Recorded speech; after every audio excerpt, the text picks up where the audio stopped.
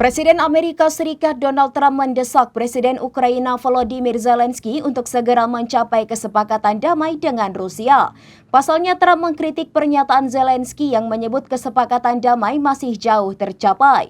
Pernyataan tersebut muncul seusai Zelensky mengklaim pembahasan gencatan senjata dengan Inggris dan Prancis masih dalam tahap awal. Presiden Amerika Serikat Donald Trump mendesak Presiden Ukraina Volodymyr Zelensky untuk segera mencapai kesepakatan damai dengan Rusia. Pasalnya, Trump mengkritik pernyataan Zelensky yang menyebut kesepakatan damai masih jauh tercapai.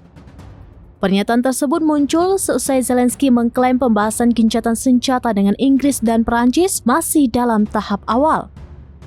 Hal itu menegaskan bahwa kesepakatan untuk mengakhiri perang masih sangat jauh.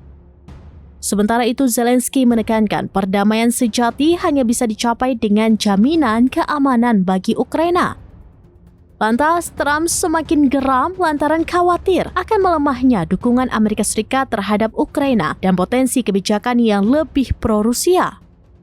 Perlu diketahui, Trump mengklaim Ukraina tidak akan bertahan lama tanpa kesepakatan gencatan senjata dengan Rusia.